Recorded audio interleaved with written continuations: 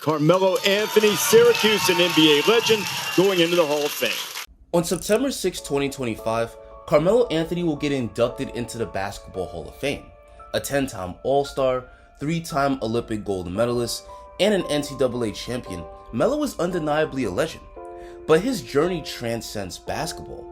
His life has been a constant struggle to overcome adversity. From a rough upbringing amidst poverty, racism, and gang violence in both New York and Baltimore, to his fight to get back in the league during the twilight of his career, Melo has had countless obstacles he had to prevail over. Melo's story isn't just about an all-time great basketball player, it's about survival, perseverance, and the struggle to achieve success against all odds. Melo's journey has very humble beginnings. He was born in Brooklyn in 1984 to his mother Mary Anthony and his father Carmelo Iriarte. Iriarte was a great man in his own right. Not only was he an amazing basketball player, but he was also a civil rights activist and a humanitarian. Tragically, Iriarte passed away from cancer when Melo was only 2 years old. Melo spent the early part of his childhood in the Red Hook projects in Brooklyn. Due to his father passing away, he grew up in a single-parent home with his older sister Michelle, his 2 older brothers Wolf and Justice, and his cousin Luck. Melo was fortunate to have an incredible mother in Mary Anthony. She was a hard-working woman who worked 2 jobs to provide for her family while also attending night school to earn a certificate as a business receptionist. She was also very friendly and popular in the neighborhood, constantly having guests over for dinner, just like his mom. Melo's older sister Michelle was a local celebrity. She was very social and had a bubbly personality, which made people naturally gravitate towards her. His older brother Wolf was also an amazing basketball player. When Melo was growing up in Red Hook, Wolf was the top player in the neighborhood. Most thought he was going to the NBA. He inspired Melo to play the game at a very early age. His older brother Justice wasn't as interested in basketball, but he was also a crucial part of Melo's life in his childhood as he provided him with mentorship and street smarts. Melo's older cousin Luck moved in with him due to the instability he was facing in his own household. Not only did he help teach Melo the game of basketball, but he taught him how to avoid the dangers that came with growing up in a tough neighborhood. This strong family structure was invaluable for Melo because of the dangers of Red Hook. At the time, Red Hook had a lot of crime and gang-related violence.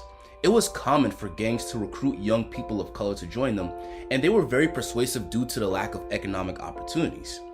Battle for territories often led to shootouts. Sometimes, gunshots would be so loud that Melo would turn the volume up on his TV to tune it out. One of the worst examples of gun violence was back in 1992 when a school principal was caught in the crossfire between rival drug gangs and killed in Red Hook looking for a missing student. That same year, Mary Anthony was sick of the crime and violence in Red Hook and knew she needed to move her family out of the dangerous neighborhood. At first, she wanted to move the family down to South Carolina, but wanted to stay close to Melo's brothers Wolf and Justice, who at this point had moved out and were still living in New York City. So they decided to move to Baltimore, which is only a 3.5-hour drive away from New York. In Baltimore, Melo would be without his 2 older brothers, but he would have his mother, stepfather Deke, and his older sister Michelle. The new neighborhood that Melo lived in was called the Murphy Home Projects. Just like Red Hook, Murphy Homes had plenty of crime, violence, drugs, and gang-related activity. Almost every resident knew someone negatively affected by the local drug trade in some way or another. The neighborhood had such a bad rep, it was nicknamed the Murder Homes. With Melo's 2 older brothers out of the picture, this is where his older sister Michelle was absolutely pivotal in his life. She taught Melo valuable life lessons, like the importance of being an individual and not going with the crowd at a time when so many young men were drawn to gang-related activity. It didn't take long for a young Melo to make a name for himself in Baltimore with his talents on the court. He was only 8 years old, but it was clear he was a prodigy. He had a flashy playstyle where his incredible handle and off-the-dribble moves made defenders slip and slide as he would get easy buckets. He quickly built a reputation for himself by dominating defenders in pickup games at parks and at a popular gym in Baltimore called the Robert C. Gym. The Robert C. Gym became Melo's home away from home. There he played basketball along with other sports like football and baseball, which not only helped him to become a great athlete, but also kept him off the streets and out of trouble. Despite his excellence as a young basketball player, He quickly learned that being an athlete didn't save him from the cruelty of others. He had to stand up for himself in order to gain respect from bullies. A few weeks after moving to Baltimore, a kid named Avon stole Melo's keys. They were attached to a necklace and Melo left them by a wall while he was playing basketball. Once finding out that Avon had stolen his keys, Melo fought him to get them back, but Avon fended him off and ran away with it. He went back home and told his mom about his keys getting stolen, and she encouraged him to keep fighting the bully until he got his keys back. Mary Anthony believed in working hard for what you got and fighting to keep what you got. She told her son, if you're not going to fight every single day, you're going to cry every single day. Then he went back with his mom and found Avon and fought him until he got his keys back. The next day, Avon apologized. Melo earned the respect of the neighborhood by showing fearlessness. He also earned the respect of the neighborhood with his talents on the basketball court, earning the nickname Lil New York.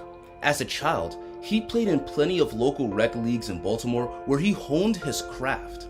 The rec leagues not only helped Melo to work on his skills, but to gain invaluable qualities like discipline, teamwork, and resilience. His dominance on the court in rec leagues helped him to get noticed by scouts, which paved the way for opportunities to play high school basketball. Melo had a lot of success as a young basketball player, but he also dealt with tragic deaths in his family. His cousin Luck would eventually move in with him in Baltimore after getting into some beef with people in New York.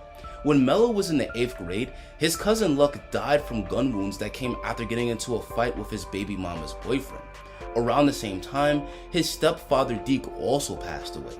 The tragic deaths of his family members, especially Luck, really hit Melo hard.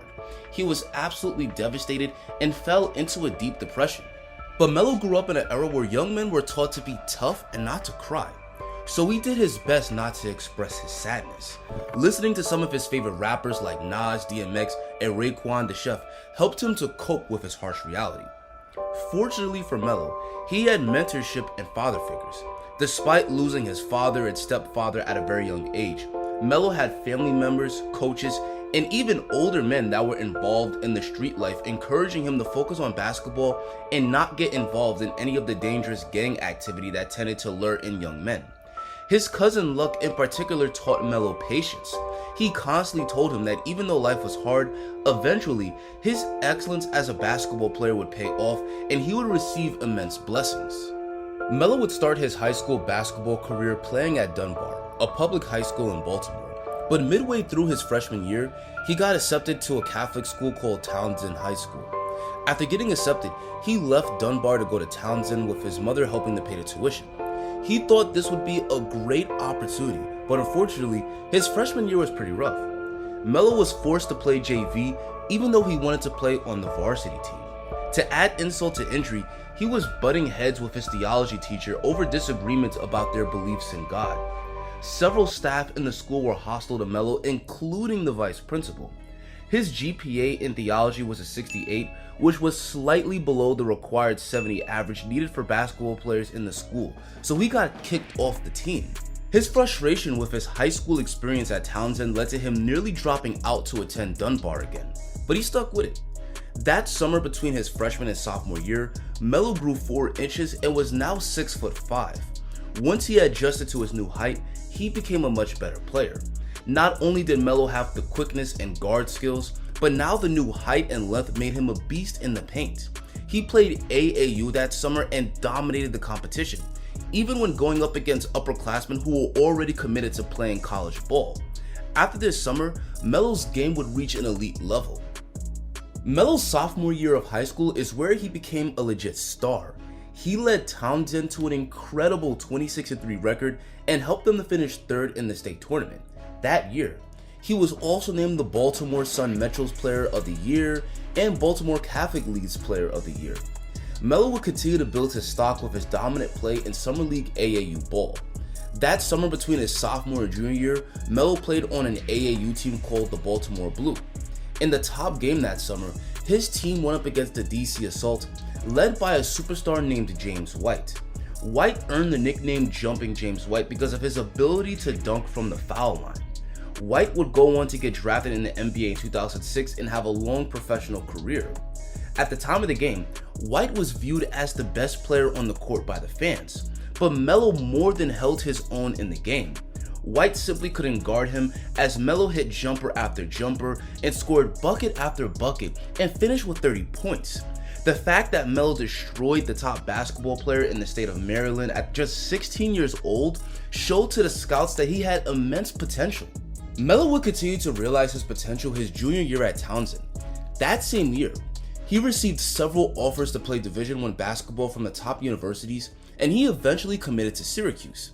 His incredible play even brought the school media attention. The local TV news station WBAL wanted to walk the halls of the high school alongside Melo and do a segment where they spoke about how Melo had made it from the hard streets of Baltimore to being one of the top basketball players in the state. Now, you would think the positive attention that Melo brought to the school would have him adored by everyone, but the vice principal in the school held a grudge against Melo and showed it by being as petty as possible, like giving him detentions for reasons like his shirt not being tucked all the way in. Melo didn't understand the reason for the hate at the time, but he came to realize that the vice principal was simply jealous, because as a soon-to-be NBA player, Melo was about to achieve something that the VP of the school couldn't even dream of for himself. Melo was not an arrogant guy either, but unfortunately, his excellence on the court was all he needed for people like the VP to not like him. At this point, Melo had become a household name, and Syracuse wanted to protect their new asset by getting him out of Baltimore because it was a crime-ridden city. So they told Melo to attend his senior year of high school at Oak Hill Academy, a boarding school in Virginia. At first, Melo didn't want to go because he would have to leave home, but his friends and family got him to attend the school. With Melo leading the way, Oak Hill completely crushed the competition. They were so unstoppable that during the regular season, Oak Hill went on a 42-game win streak. The most notable game was on February 10, 2002, when Oak Hill visited St. Mary's. In this game, Carmelo went up against a 17-year-old LeBron James, who at the time was a junior in high school and the #1 basketball prospect in the world, while Melo was ranked #2. This epic battle was also the beginning of a lifelong friendship. As St. Vincent and Oak Hill checked into their hotel rooms the night before the game, Melo and LeBron met each other in the hotel lobby for the first time. The two teenage stars immediately hit it off. Melo and Bron were from two different parts of the country. While Melo grew up in Brooklyn and Baltimore on the East Coast, LeBron grew up in the Midwestern part of the United States in Akron, Ohio. Despite being from two different regions of the country, Melo and LeBron had a lot in common. Not only were they young basketball superstars, but they both grew up in low-income single-parent households in the hood, and they were able to connect to the challenges that came from being young, underprivileged African-American men growing up in a dangerous environment. The two teens were bonding so much that Melo's coach at Oak Hill Academy, Steve Smith, was worried that Melo wouldn't bring his A game going up against a new friend. He even told him, "Melo, you do realize we have to play this guy, right?" Afterwards, Melo responded by telling his coach that he was committed to getting the win. This was a hyped up nationally televised game with plenty of celebrities in attendance. Even NBA superstars like Vince Carter and Kobe Bryant were a part of the audience. Despite being friends off the court, Melo and Bron were rivals on the court. LeBron played extremely well, dropping 36 points in the game, but Melo stole the show with 34 points, 11 rebounds, and the victory as Oak Hill won the game by a score of 72-66. After that victory, Oak Hill would continue to dominate the competition, but they would face their toughest challenge when they had to go up against a team in the West Coast called Mater Dei. Oak Hill was fatigued from the long plane ride to get to California. Mater Dei capitalized on this disadvantage, which led to Oak Hill suffering a narrow loss. This was a very disappointing defeat for Melo, but it paled in comparison to the loss of his friend Wood, who had been a mentor to Melo when he was growing up in Baltimore. Melo would find out about Wood's death just a few days after the game. He was murdered alongside a friend while sitting in a car. Wood was a crucial part of Melo's life during his formative years. He encouraged him to stay dedicated to basketball. He also helped Melo to stay out of trouble by discouraging him from being around gangsters, wannabe gangsters, and unambitious people. He was also one of the biggest influences in getting Melo to play at Oak Hill Academy, even though Melo preferred to not attend. The news of his death made Melo sick to his stomach. On the outside, he maintained a big smile, but on the inside, he was extremely depressed. But Melo persevered through the heartbreak and continued to have an amazing senior year at Oak Hill. He averaged 22 points, 8 boards, and 4 assists per game. It was named All-USA First Team and a Parade First Team All-American. He was also a McDonald's All-American alongside other future NBA stars like Amari Stoudemire and Chris Bosh. Melo dropped 19 points in the McDonald's All-American game and won the Sprite Slam dunk contest. His brilliance throughout the entirety of the season made him the country's #1 high school senior in the class of 2002. Once high school was over, it was time for Melo to move on to Syracuse to play college ball. After moving into his dorm, he was initially a loner, but he made friends with people in the nearby projects. Melo's college experience completely changed once the basketball season started. Melo helped Syracuse become one of the best teams in college hoops, going 30-5 that season. At this point, Melo had become the big man on campus. He was getting special shoutouts from professors, alumni, and administrators, and getting invited to every party. Being grateful for his blessings was a huge way Melo fought his depression. Instead of focusing on the negative, he chose to enjoy the moment and be content with his surroundings. Because of his positive outlook and bubbly personality, he was known as a man who was always smiling and was always positive and wanted everyone to be happy. He put up great numbers throughout the season, averaging 22 points and 10 rebounds. But despite his amazing production, he faced a lot of criticism, with critics saying that Syracuse had no identity and that Melo couldn't lead a team to a title as just a freshman. All of the hate gave Melo fuel, and the bigger the game, the better he would play. In the Final Four, many stated that the University of Texas was a bad matchup for Syracuse. But Melo made those same doubters eat their words by winning in dominant fashion, when he dropped 33 points in the game, which set an NCAA record for the most points scored by a freshman. Then in the NCAA championship game, Melo dropped 20 points and 10 rebounds as Syracuse beat the University of Kansas. Carmelo Anthony, a young man from the projects of Brooklyn and Baltimore, had now made history by leading the Orangemen to their first ever NCAA championship. Melo's incredible season at Syracuse made him a projected top 3 draft pick by most scouts. Despite the NBA being the obvious next step for Melo, he actually wanted to play another year at Syracuse. College life was great, and all the Syracuse fans wanted Melo to stay another year. Initially, Melo intended to stay for a sophomore year at Syracuse, but a conversation with head coach Jim Boeheim changed his mind. Coach Boeheim told Melo that while college life is an awesome experience, he needed to move on to take his game to the next level. He also told him that he would be wasting a golden opportunity and taking a big risk if he didn't go to the NBA now. All it takes is one bad fall for a young athlete to miss out on making millions. Shortly after, Melo publicly ended his college career and declared for the 2003 NBA draft. This draft class was historically great, with plenty of other Hall of Fame legends like LeBron, Chris Bosh, and D. Wade.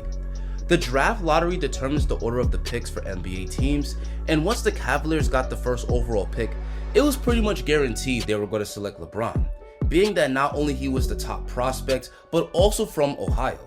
The Detroit Pistons got the number 2 overall pick, and at one point, it also looked like a guarantee that Melo was going to get selected next. Melo met the Pistons head coach Larry Brown at a Sixers vs Pistons playoff game, and Brown told Melo the Pistons were definitely going to take him with the 2nd overall pick.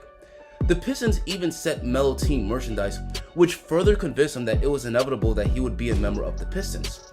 But then rumors started spreading around that the Pistons' interest in a European prospect named Darko Milicic was going up. When push came to shove, the Pistons ended up selecting Milicic with the 2nd overall pick in the draft. With the 2nd pick in the 2003 NBA draft, the Detroit Pistons select Darko Milicic from Serbia and Montenegro. Melo was disappointed that the Pistons had not kept their word after promising to draft him, but the very next selection, the Nuggets took him with the 3rd overall pick in the draft. With the 3rd pick in the 2003 NBA draft, the Denver Nuggets select Carmelo Anthony from Syracuse University. Getting drafted meant everything to Melo. By getting selected in the draft, Melo had overcome incredible odds. He had survived poverty, gun violence, and the depression that came after the tragic deaths of several loved ones to end up in a league that millions of athletes also hope to play for. It was one of the most proudful and triumphant moments of his life. Even though Melo had accomplished his dream of playing in the NBA, this didn't mean that the hard work was over. He still needed to keep up his grind if he wanted to become a great NBA player and a champion at the next level. And he would have his work cut out for him since he was joining a team that was in a destitute situation. The Nuggets were tied for the worst record in the NBA this season before drafting Melo, winning just 17 games. They also had missed the playoffs the previous 8 seasons, with their last playoff berth being in 1994. It didn't take long for Melo to become a star in the NBA. He led all rookies in scoring his first year, averaging 21 points per game. Melo's incredible play helped the Nuggets go from the laughingstocks of the league to a legit playoff team. They went from 17 wins to 43 wins and finished as the 8th seed in the West. At the end of the season, Melo was runner-up to LeBron for the Rookie of the Year award. In the playoffs, the Nuggets matched up with the 1-seeded Minnesota Timberwolves led by Kevin Garnett. The Wolves won the first 2 games in the series by double digits to take a strong 2-0 lead. Melo played poorly in the first couple of games of the series, but he bounced back in Game 3, dropping 24 points along with 10 rebounds and 4 assists, which helped Denver to get the win. Denver had a chance to tie the series in Game 4, but unfortunately, Melo sprained his knee, which forced him to miss most of the fourth quarter. This contributed to the Nuggets losing and going down 1-3 in the series. That same injury caused Melo to miss Game 5, and without their young star, the Nuggets lost to the Wolves by 11 points in the final game of the series and was eliminated. It was a rough playoff series for a young 19-year-old Melo, but overall, he had a great rookie season. The Denver Nuggets wanted to build off their good season, so they traded for Kenyon Martin in free agency with the hopes that he would improve the team. Unfortunately, the Nuggets got off to a rocky start with just a 13-15 record. This led to the Nuggets firing head coach Jeff Bzdelik and hiring George Karl. George Karl implemented a fast-paced style which helped the Nuggets get more scoring opportunities. He also encouraged Melo to improve his abilities as a passer and defender, which helped make him a more complete player. The positive changes Karl brought helped the Nuggets go 32-8 in the time he took over. The Nuggets improved that season to 49 wins, but in the unforgiving Western Conference, filled with juggernauts like the Lakers, Spurs, and Suns, this was only good enough for Denver to finish as the 7th seed. This led to them getting matched up against the Tim Duncan-led Spurs in the first round. This was a great Spurs team that not only had Tim Duncan, but other Hall of Famers in Manu Ginobili and Tony Parker, along with excellent role players around their big 3. Denver was easily the underdog. They won the first game, but the Spurs quickly took control of the series, winning Game 2 at home and Game 3 on the road in Denver to take a commanding 2-1 lead. In Game 4, Melo drops 28 points along with 7 rebounds and 5 assists. He delivered in the clutch, draining a mid-range jumper in the final minute and knocking down 2 free throws right at the end of the fourth quarter to tie the game and send it into overtime. Melo played great, but Duncan was even greater, finishing with 39 points and 14 boards. And Tony Parker took over down the stretch, dropping 11 of his 29 points in overtime. With the Nuggets facing elimination in Game 5, Melo played well again, dropping 25 points, but this simply wasn't enough against a much better Spurs team. The Spurs would go on to eliminate the Nuggets, make the finals, and win the championship. In the 3rd year of his career, Carmelo took his game to the next level, increasing his scoring to 26 points per game on 48% shooting. Not only did he dominate as a scorer, but he also built up a reputation for being incredibly clutch, hitting 5 game winners within the last 5 seconds that season. Melo was amazing, but the Nuggets also dealt with a lot of adversity. Several key players like Kenyon Martin and Marcus Camby suffered injuries that caused them to miss a lot of games. The Nuggets regressed in wins that season, winning just 44 games, and in the playoffs, they went up against the Clippers in the first round. Despite Denver being the higher seed due to winning their division, the Clippers were the favorite going into the series.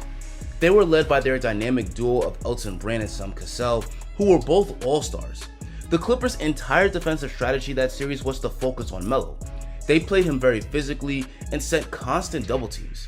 The fact that the Nuggets lacked a second star that could take pressure off of Melo made this strategy a lot easier.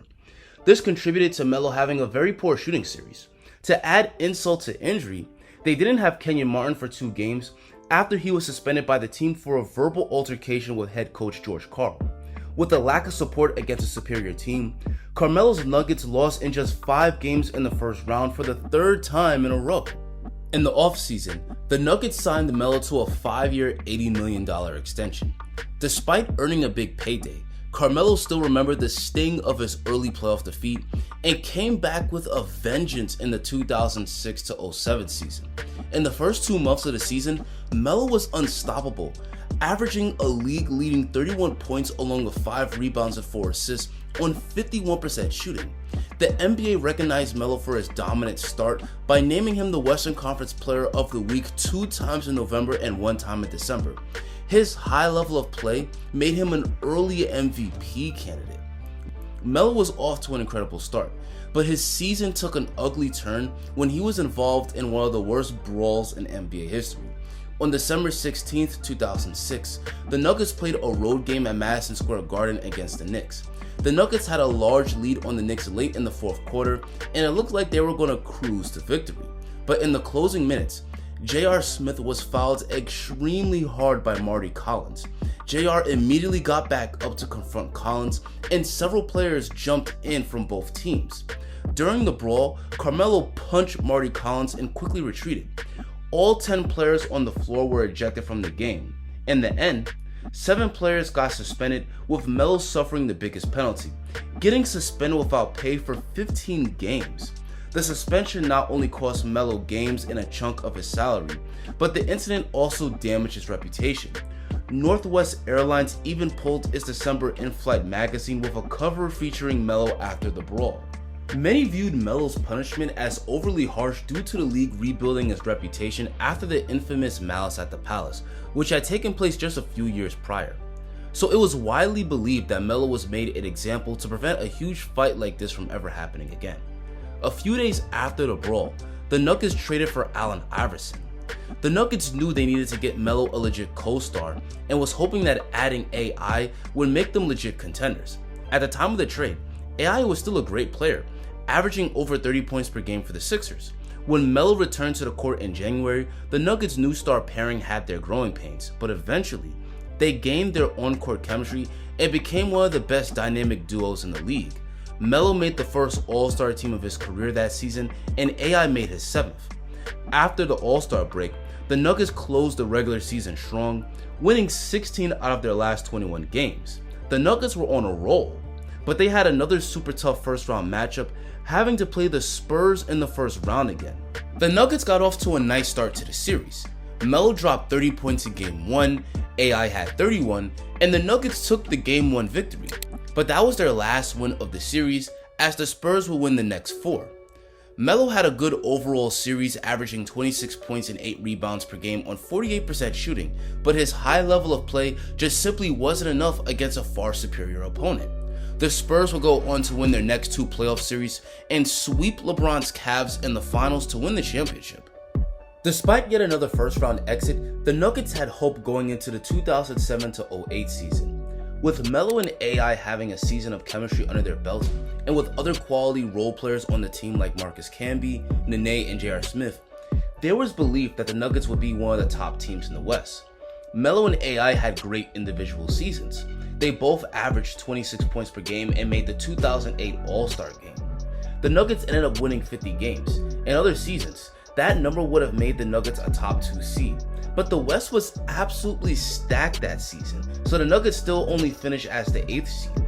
This made it so they had to face the 1-seeded Lakers in the first round, who were led by their star duo of Kobe Bryant and Pau Gasol.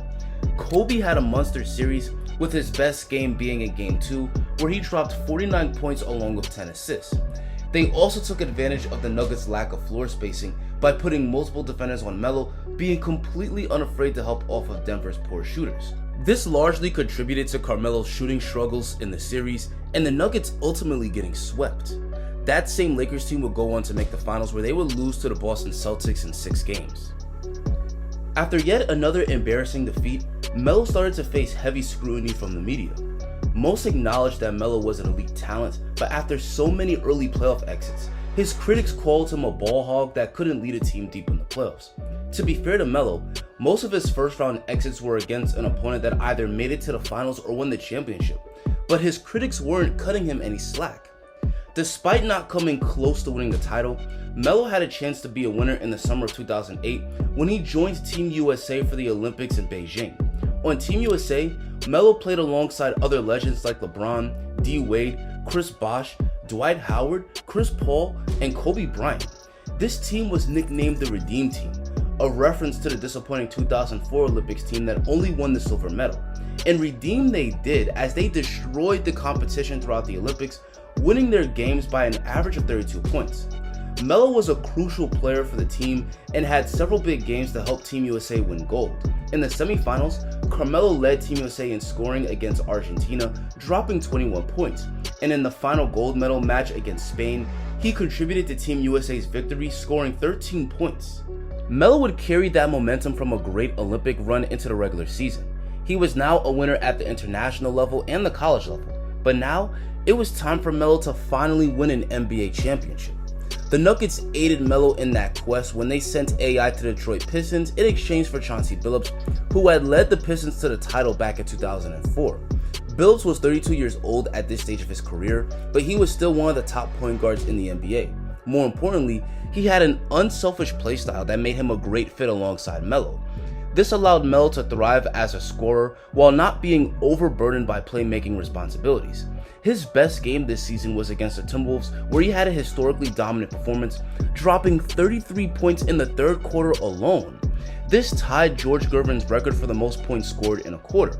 And not only did he finish with 45 points that night, but he also had 11 rebounds, 3 assists, and 4 steals. Melo and Billups were both All-Stars that season and All-NBA third team. Finally, Denver finished as a top seed in the West, winning 54 games and ranking as the number 2 seed.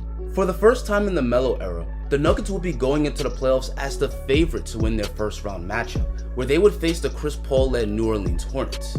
Melo struggled with his shooting in Game 1, but his teammates stepped up with Chauncey Billups scoring 36 points and J.R. Smith delivering 19 points off the bench. With their support, the Nuggets blew out the Hornets by 29 points in Game 1. Melo played much better in Game 2.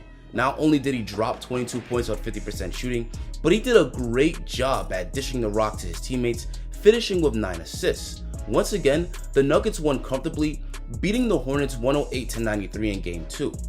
The Hornets and Nuggets would split the games played in New Orleans, and Melo would score 34 points in Game 5 as the Nuggets would eliminate the Hornets.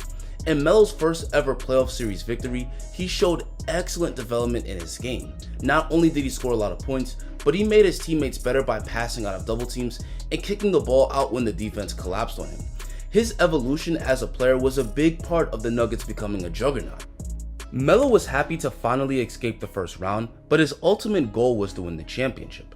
In the second round, they matched up against a pretty good Mavericks team led by Dirk Nowitzki. Melo set the tone early, dropping 23 points in Game 1 and following it up with 25 points in Game 2 as Denver took a commanding 2-0 lead. With his back to the wall, Dirk Nowitzki did everything in his power to get Dallas back in the series, dropping 33 points along with grabbing 16 rebounds, but Melo matched his intensity, dropping 31 points of his own. He took over late in the fourth quarter, making several winning plays, including a cold-blooded 3 to give Denver the lead back with 1 second left in the game. That shot sealed the Nuggets' victory, giving them a commanding 3-0 lead, a series lead that no team in NBA history has ever blown. In Game 4, the Nuggets were looking to sweep, but the Mavericks showed no quit. Dirk and Melo would have a legendary battle. Both players were on fire the entire game, hitting big shot after big shot. Melo delivered in the clutch again, hitting another big 3 to cut the Mavericks' lead to just 1 with 3 seconds left. But the Mavericks hit enough foul shots to escape Game 4 with the win and avoid getting swept. Dirk would finish the game with 44 points, while Melo would score 41. The Nuggets returned to their home court in Game 5 with a chance to close out the series in front of their fans. Melo was phenomenal again, dropping 30 points in the game. Billups also had a big time performance with 28 points and 12 assists as the Nuggets would beat the Mavericks in Game 5. Thanks to Melo's excellent production in the series, along with the amazing contributions of the supporting cast, the Nuggets were in the conference finals for the first time since the Alex English-led Nuggets back in 1985. This was a great accomplishment, and Melo was defeating the narrative that he couldn't lead a team deep in the playoffs, but he knew there was still a lot of work to be done. In the conference finals, the Nuggets would match up against the one-seeded Lakers, who had eliminated the Nuggets in the playoffs just one season before. In Game 1, Melo would have a legendary battle against the Black Mamba. He dominated throughout the entirety of the game, whether it was attacking the basket, knocking down mid-range pull-ups, or scoring from long range. Kobe also brought his A game, showing off his entire offensive arsenal as he got bucket after bucket. Oftentimes, Melo matched up with Kobe defensively, and he did a great job of denying him the ball and forcing him into tough shots. Towards the end of the game, Melo had the Nuggets in position to win after a key putback gave the Nuggets a 4-point lead with just 3 minutes left. But the Lakers made enough winning plays in crunch time to regain the lead. The Nuggets had one last chance with 30 seconds left to win it, but a key steal by Trevor Ariza secured the Lakers' victory. After losing in heartbreak fashion, the Nuggets were facing the possibility of falling into an 0-2 hole. They knew they needed to play with intensity if they wanted to tie the series. Carmelo led the way, dropping 34 points along with 9 rebounds and 4 assists to help the Nuggets get a close victory over the Lakers in Game 2. The Nuggets had stolen home court advantage with the series headed back to Denver. Kobe Bryant would have a masterclass performance in Game 3, dropping 41 points, with Pau Gasol also having a big-time performance with 20 points and 10 rebounds. Melo's jump shot was off this game, but he stayed aggressive by going hard in the paint. This led to him attempting 14 foul shots. This time, Kobe would outperform Melo in the clutch, hitting a huge 3 to give the Lakers the lead with about a minute left. Melo tried to answer back, but another key steal by Trevor Ariza in the clutch sealed the Lakers' victory in the game. The Nuggets knew they couldn't afford to go down 1-3 with the series headed to LA. In Game 4, both Melo and Chauncey struggled with their shooting, but fortunately, the role players stepped up big time.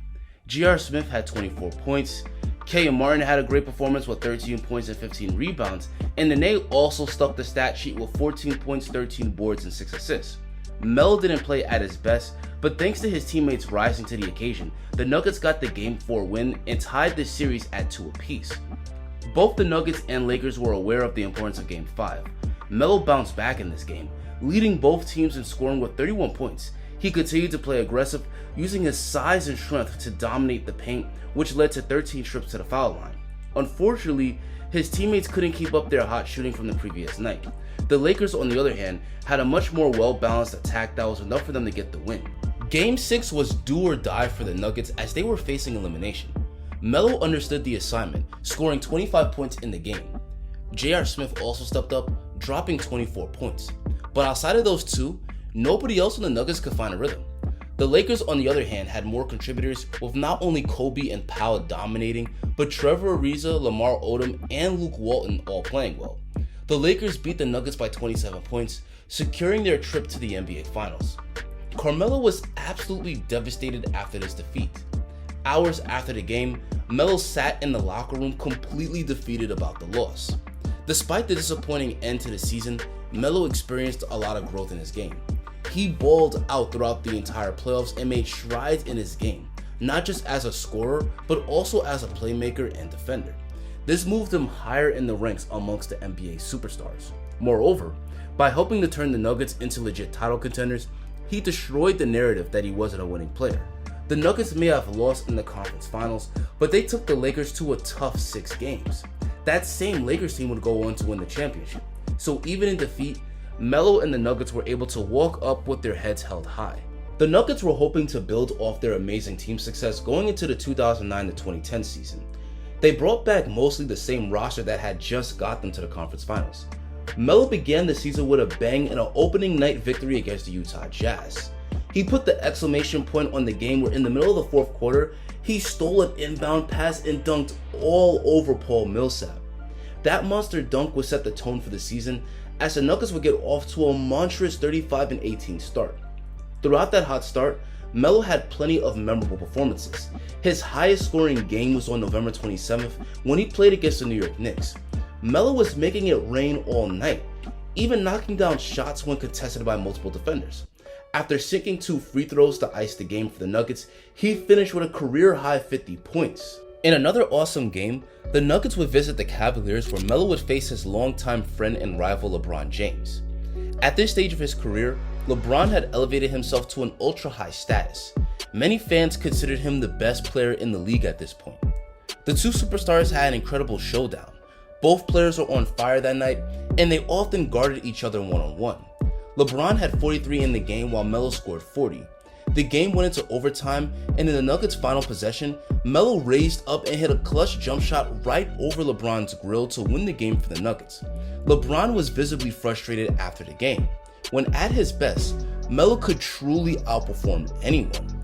He would make the 4th All-Star game of his career that season, and Chauncey would make his 5th. The Nuggets looked ready for another deep run, but things took a turn for the worse when George Karl would be sidelined after getting diagnosed with throat and neck cancer. Losing their head coach for the remainder of the season was a huge blow to the team. Adrian Dantley, who had no head coaching experience, took over for George Karl, and the team struggled under his leadership. The Nuggets finished as the 4th seed, but they still had a tough matchup in the first round, going against a Utah Jazz team led by Deron Williams and Carlos Boozer, who were both All-Stars. Melo had a great series, averaging 31 points and 8 rebounds per game, but he simply didn't get enough help from his teammates as the Jazz eliminated the Nuggets in 6 games. To go from making the conference finals to losing in the first round again was a major setback. At this point, there was only 1 year left on Melo's contract with the Denver Nuggets. The Nuggets offered Melo a 3-year extension, but he declined their offer, which caused many to speculate that Melo already had a foot out of the door. 2010 was perhaps the most eventful free agency period in NBA history. LeBron drew a lot of buzz when he announced on live TV that he was making the decision to leave Cleveland and join the Miami Heat alongside Chris Bosh and D. Wade. Plenty of other stars switched teams to free agency, with Amari Stoudemire going to the Knicks, Carlos Boozer going to the Bulls, and the Hawks signing Joe Johnson. The 2010 to 2011 season was filled with speculation about a potential Melo trade. Melo never complained, remained professional, and continued to produce at an elite level for the Nuggets. He had plenty of epic moments, like on November 26 when he hit a game-winning shot against the Bulls. But everyone knew Melo wanted out, and the Nuggets didn't want to lose him in free agency for nothing, so they began trade negotiations with other teams. Then things took a turn for the worse when Melo was notified that his sister Michelle had passed away. This was absolutely heartbreaking. Melo loved his sister. Michelle helped raise Melo alongside his mother and was always there for him throughout his life. As a result, they grew a strong bond. For her to pass away at the young age of 38 years old was an absolute tragedy.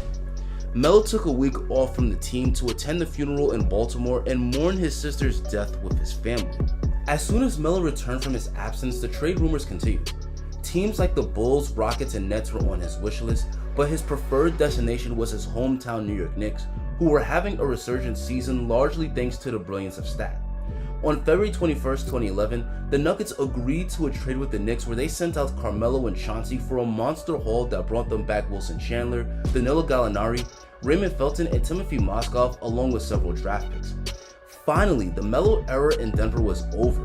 In his 7 seasons in Denver, Melo revived a franchise that had been irrelevant for nearly a decade.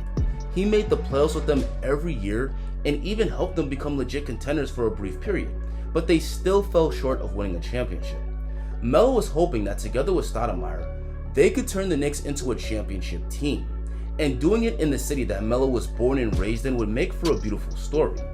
It didn't take long for Melo and Stat to become one of the NBA's best duos, and they showed off how deadly they were on February 27th when the Knicks went down the South Beach to battle the Big Three-led Miami Heat.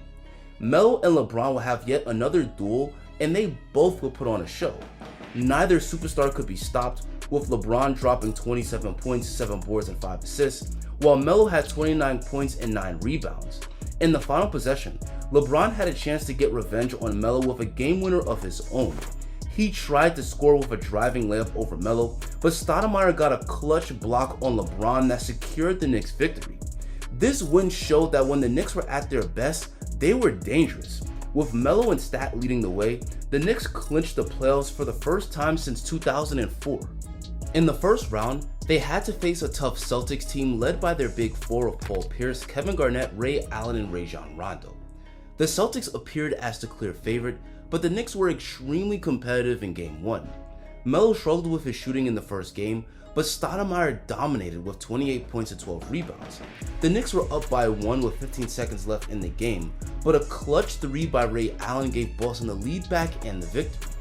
And to make things even worse, the Knicks would suffer some brutal injuries headed into Game 2. Chauncey, who was the Knicks starting point guard, hurt his knee in Game 1, which would cost him the rest of the series. And Stoudemire pulled a muscle in his back during the pre-game warm-up prior to Game 2. This kept Stat from playing at his best the rest of the way. Now a matchup in which the Knicks already were the clear underdog looked even more lopsided, but Melo did his best to carry the team. He had a Herculean performance in Game 2 where he dropped 42 points, grabbed 17 rebounds, and dished out 6 assists. The Knicks damn near won the game, but on their final possession, Jared Jeffries made a bad pass that Kevin Garnett stole and Boston won. The Celtics will go on to sweep the Knicks, eliminating them quickly from the playoffs. Leading the Knicks to the postseason for the first time in almost a decade was a good achievement for Melo, but getting swept in the first round was extremely embarrassing. Fortunately, the Knicks made some strong moves in the offseason to improve the team. They drafted a young athletic guard with good size named Iman Shumpert, and they waived Chauncey Billups to make room for Tyson Chandler, a defensive-minded center who had just helped the Mavericks win the 2011 championship. They also signed veteran point guard Baron Davis. After making these reinforcements, there was hope that the Knicks would become one of the top teams in the East, but the Knicks would get unlucky with injuries again at the start of the season. Baron Davis would suffer a herniated disc, leaving the Knicks without a quality starting point guard. Stoudemire started to show serious signs of decline, where he no longer had the explosiveness to attack the rim at will. It didn't help that he was without a starting point guard that can make it easier for him with Baron Davis injured. This all caused the Knicks to get off to a rough start to the 2011-2012 season at just 8-13. To make matters worse, Melo suffered a groin injury which would sideline him for a multitude of weeks. Things started to look hopeless for the Knicks, but this is when Jeremy Lin burst onto the scene. Coach D'Antoni got desperate and decided to give Lin a shot, who at the time was at the end of the bench. He proved to be everything the Knicks needed. His high level of point guard play got the Knicks back into the playoff picture with a 7-game win streak. Lin was absolutely sensational at the time, with this period of brilliance being called Linsanity. During this time, the Knicks also signed Melo's old buddy J.R. Smith, who had been playing professionally in China, and he brought some much needed razzle and dazzle to the team. When Melo finally returned from injury, Coach D'Antoni struggled to find a style that suited Melo, Lin, and Stoudemire. The Knicks would regress, losing 7 of their next 9 games, and D'Antoni was fired. And to make matters worse, Lin would suffer a knee injury that would sideline him for the rest of the season. The Knicks looked like they were going to crash and burn, but when Mike Woodson took over as head coach, the Knicks quickly became a much better team. Woodson's coaching catered much more to Melo's ISO-heavy style of play, which helped him to dominate. Melo averaged 30 points per game in April, which helped the Knicks go 9-4 in the month. His best game of the season was against the Bulls, when he not only dropped 43 points, but hit a game-tying 3 at the end of regulation and game-winning 3 in overtime to win the game. Anthony for 3, puts it in! Knicks by 1 with 8.2 remaining! What a thriller at Madison Square Garden. Carmelo Anthony, perhaps his finest moment as a Knick. 2 clutch threes, one at the end of regulation, one in the final seconds of overtime. Melo's heroics also led to him winning the Eastern Conference Player of the Month award for April. The Knicks finished the season strong, but they were only the 7th seed, which meant they had to match up against a supremely talented Miami Heat in the first round. And they would be without Jeremy Lin due to that knee injury. But the Knicks still believed they could pull off the upset. Things got ugly for the Knicks very fast in Game 1. Both Melo and Stat struggled mightily to score from the get-go. To make matters even worse, Iman Shumpert, the team's top on-ball defender, suffered a torn ACL in the game, ending his season. The Miami Heat completely destroyed the Knicks in Game 1, winning 100-65, and they comfortably won the next 2 games to take a 3-0 lead. Melo had his best game of the series in the next one, dropping 41 points, and Stoudemire also chipped in with 20 points and 10 rebounds. This got the Knicks their lone win of the series. Carmelo's 35 points and 8 rebounds in Game 5 wasn't enough to prevent the Knicks from losing and once again getting eliminated in the first round. Melo's first 2 seasons with the Knicks was nothing short of a disappointment. He came to New York to help turn them into a legit contender, but 2 years in, they quickly flamed out early in the playoffs. This led to fans and analysts criticizing his play style and calling him a ball hog that couldn't lead a team to a title. He didn't have the right talent around him in New York, but that didn't stop the negativity. The Knicks front office knew they needed to do a better job at building around their superstar if they wanted to become a legit contender. In the 2012 offseason, they let Lin walk, but brought in Raymond Felton, who was playing like an all-star on the Knicks a couple years back before the Knicks traded him for Carmelo. They also brought in sharpshooter Chris Copeland and signed older veterans that could provide leadership like Jason Kidd and Rasheed Wallace. While the Knicks were making moves to improve the roster, Melo was representing his country again in the 2012 London Olympics. On Team USA, Melo would not only play alongside other legends like LeBron and Kobe, but he also played next to some of the other rising stars in the league like Kevin Durant, James Harden, and Russell Westbrook. Unlike on the Knicks where Melo took the majority of the shots, he had to adjust to a more complementary role where he was more of a spot-up shooter, and he thrived in that role, knocking down 50% of his threes. His best game in the Olympics was against Nigeria, where he scored an incredible 37 points in just 14 minutes, knocking down 10 3-pointers. With this incredible performance, he broke the record for most points and threes made in an Olympic game for Team USA. Largely thanks to Melo's contributions, Team USA won gold that year, and Melo was now a 2-time gold medalist. Melo was a proven champion at the Olympic and collegiate level, but an NBA championship was still missing on his resume. With the reinforcements the Knicks made in the offseason and Melo fresh off an Olympic run, there was optimism that the Knicks would be legit contenders. They got off to a strong start to the 2012-13 season, getting sweet revenge against the Miami Heat in their season opener. Carmelo lit up the Heat for 30 points, and his teammates shot the long ball extremely well as the Knicks blew out the Heat by 20. And this wasn't a one-game wonder. The Knicks had an excellent record of 20-7 early into the season. Stoudemire missed a huge chunk of games due to injury, so Woodson adjusted by making Melo a full-time power forward.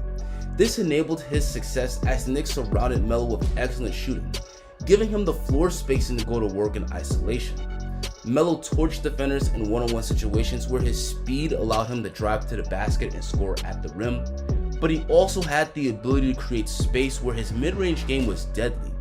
The hot shooting from deep in the Olympics carried over into the regular season as he was making it rain from downtown. With Melo putting up incredible numbers and the Knicks a top 2 seed in the East, he emerged as an MVP candidate. He also earned the respect of his peers. Right before a game where the Knicks would face the Lakers, Kobe said that Melo's diverse offensive arsenal made him the most unguardable player in the league, even harder to guard than LeBron. He's always been the player that I enjoyed guarding the most because he was the most difficult because of his size and his speed. And more difficult than LeBron? For me, yeah. As good as Melo was, he had a strong team around him which helped the Knicks to be so successful. J.R. Smith had a career year. He averaged 18 points per game off the bench and won the 6th Man of the Year award. Tyson Chandler continued to be an enforcer in the paint, which led to him making the All-Star game, and Raymond Felton gave the Knicks strong point guard play. Throughout the season, Melo had some memorable battles against the NBA's top superstars. For example, he had an amazing duel against Kevin Durant. Melo and KD were in a very close race for the scoring title. Durant had won it the 3 years prior, but Melo was a man on a mission. In a game against the Thunder on April 7th, Melo dropped 36 points to KD's 27 and won the game. This gave Melo the edge in the race, and he wouldn't look back as he would go on to win the scoring title. He also dropped 50 points in a dominant win over the Miami Heat, where he simply couldn't miss all night. He was in a hell of a rhythm. At the end of the regular season, the Knicks finished with 54 wins, which got them the 2nd seed in the Eastern Conference.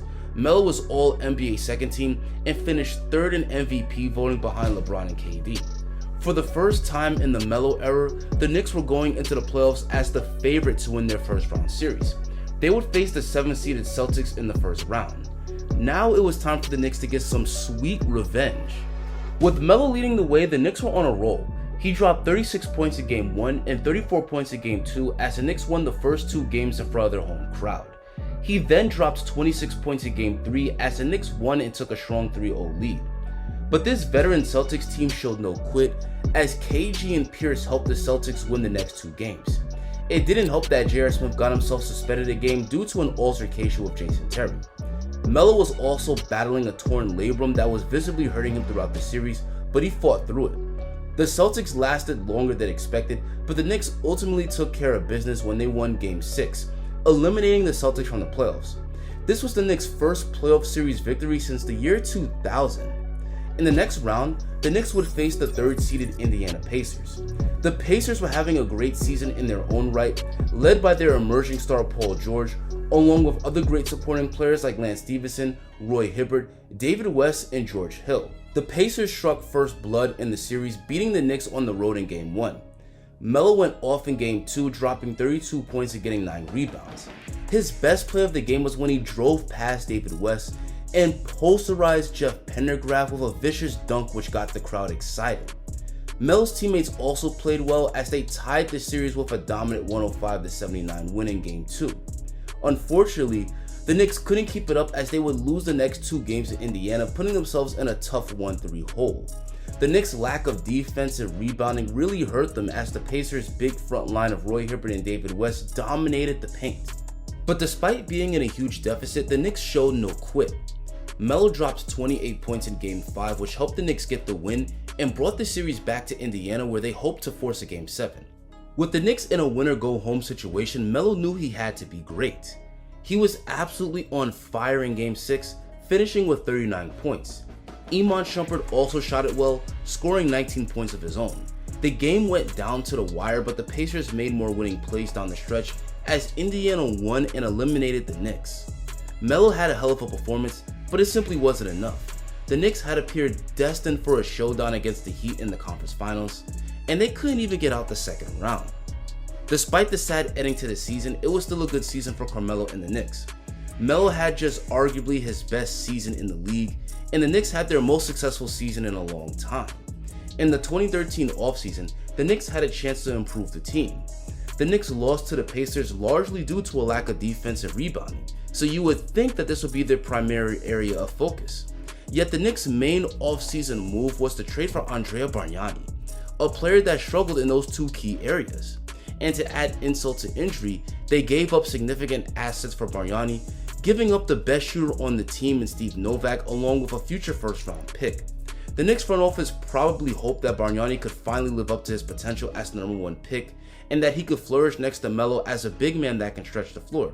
Except Bargnani shot under 31% from deep the 2 years prior and was clearly on the decline. But there was still hope that the Knicks would be impressive that season. Right before the start of the 2013-14 season, team owner James Dolan said he expected the Knicks to win the championship. Life came at the Knicks fast as they got off to a horrible 9-21 start to the season. A lot went wrong. J.R. Smith played poorly in the first half of the season, mainly due to the fact that he had knee surgery in the offseason. Tyson Chandler missed a lot of time due to a leg injury he suffered against Charlotte. Raymond Felton, who was a key X factor for the Knicks the season prior, had completely fallen off a cliff. And the Knicks' main offseason pickup, Andrea Bargnani, predictably was a horrible fit on the team. Melo did everything in his power to make the Knicks good. He led the NBA in minutes that season at nearly 40 a game. He was also second in the league in scoring at 27 points per game, with his best game being on January 24th, where he had a historically great performance, dropping a career-high 62 points in a blowout win over the Charlotte Bobcats. This game broke Kobe's record for the most points ever scored at Madison Square Garden. The Knicks closed the season strong, winning 16 of their last 23 games. Despite the strong finish to the season, the Knicks finished a game behind the 8th-seeded Atlanta Hawks. It was the first time in Melo's career that he missed the playoffs. After a heartbreaking season, Melo was at a crossroads. His contract with the Knicks had now expired, and he had to decide what was going to be his next career move. At this stage of his career, he was now 30 years old, so his free agency decision would be pivotal. Melo took several interviews from teams competing for his services. He interviewed with the Lakers, Rockets, Mavericks, Bulls, and Knicks. At first, Melo was leaning towards signing with the Bulls. With Chicago, Melo had the chance to play next to D. Rose, Joakim Noah, and a rising Jimmy Butler. Many fans believed that with Melo, the Bulls would be contenders in the East. The Knicks at the time were headed in a new direction. They had just hired legendary coach Phil Jackson to be the president of basketball operations, and he had a plan to turn the Knicks around. Ultimately, Melo chose to re-sign with the Knicks. He wanted to stay in his hometown of New York and had faith in Phil Jackson's plan to rebuild the team. Phil Jackson immediately started revamping the roster. He fired Mike Woodson and hired Derek Fisher, who had just recently retired from playing in the NBA. And in terms of player movement, his biggest move was to send out Tyson Chandler and Raymond Felton to the Mavericks for Jose Calderon. While Knicks fans were optimistic about the future outlook of the team, none of these moves appeared to move the needle. But the Knicks did generate some buzz early into the 2014-15 season. In their second game, they spoiled LeBron's return to Cleveland. Not only did Melo drop 25 points, but he hit a clutch jump shot from the baseline over LeBron to win the game. The next game, Melo dropped 28 points as the Knicks defeated the Charlotte Hornets and got off to a 2-1 start. But this was just a flash in the pan. Midway through the season, the Knicks had the worst record in the league. Carmelo was still putting up good numbers and made the 8th All-Star game of his career, but the roster around him just simply wasn't up to the task. The combination of aging veterans, inexperienced young players, and a first-year head coach who was forced to run an outdated offensive system made the Knicks a hot mess. To make things even worse, Melo had to get surgery on his knee in February, which ended his season early. The Knicks finished that season winning just 17 games, which was their worst record in team history. Carmelo's first season under Phil Jackson couldn't have gotten off to a worse start, but there was hope that they could build a solid team around him with the cap space and draft picks that were available in the 2015 offseason. The Knicks ended up with the 4th overall pick in the draft. 4th pick in the 2015 NBA draft. The New York Knicks select Kristaps Porzingis. And they used this to select Kristaps Porzingis, a 7'3" power forward out of Latvia. In free agency, they signed solid veterans like Robin Lopez and Aaron Aflalo. Nobody was viewing the Knicks as a contender, but most viewed them as an improved team after the offseason additions. At the start of the 2015-16 season, Melo would play in his first game in 7 months. He quickly showed that he was still an elite player on the court, especially when the Knicks visited the Wizards. A few months prior to the game, Jared Dudley said on radio that Melo was the most overrated player in the NBA. Carmelo Anthony, calling him the most overrated star in the game. He later backtracked on that statement, but the damage was already done. Jared Dudley was playing for the Wizards that season, and Melo had Knicks vs. Wizards marked on his calendar. In that game, Melo not only dropped 37 points, but he hit a dagger right over Jared Dudley to push the Knicks to victory, holding him directly accountable for his off-season trash talk. Midway through the season, the Knicks had a record of 22-22. Nothing crazy, but worlds better from having the worst record in the league. And Melo was still having a good season, averaging 22 points, 8 boards, and 4 assists per game, which helped him make the 9th All-Star game of his career. But after that decent start, the Knicks started losing the vast majority of their games. Porzingis was playing well in his rookie year, but he wasn't a star yet, so Melo didn't have the support he needed on the offensive end. The Knicks also lacked a point guard that could put pressure on the defense and make it easier for everyone to score. The Knicks finished this season with a record of 32-50 and didn't even have a first-round pick thanks to the Andrea Bargnani trade. The Knicks were extremely disappointing, but Melo had the chance to be a part of a winner when he joined Team USA for the 2016 Rio Olympics. Melo and Durant would be the top veteran leaders on the roster alongside plenty of new faces like Paul George, Draymond Green, Klay Thompson, and Kyrie Irving. Melo was a top contributor on the team, with his best game being against Australia when he dropped 31 points. Overall, his impressive run in the Olympics that summer made him Team USA's all-time leading scorer and rebounder. And after helping Team USA beat Serbia in the final game, Melo won the 3rd gold medal of his career. Even though Melo had failed to win a championship after 13 seasons in the NBA, he was now undoubtedly an all-time great Olympic basketball player, which gave him a lot to be proud of. While Melo was dominating the Olympics, the Knicks were making off-season moves to become more competitive. Their biggest move that summer was trading Robin Lopez, Jose Calderon, and Jerian Grant for Derrick Rose. Rose was past his prime at this stage of his career, but still pretty good, and there was hope that the big three of Melo, Rose, and second-year Porzingis could make some noise. Phil Jackson also signed Joakim Noah to replace Robin Lopez as the starting center. Noah has been somebody that's been on my list for quite a long time. Before the season started, Rose boldly claimed that the Knicks were on par with the new KD Steph-led Warriors. I don't know why I was traded, but I would like to tell him thank you.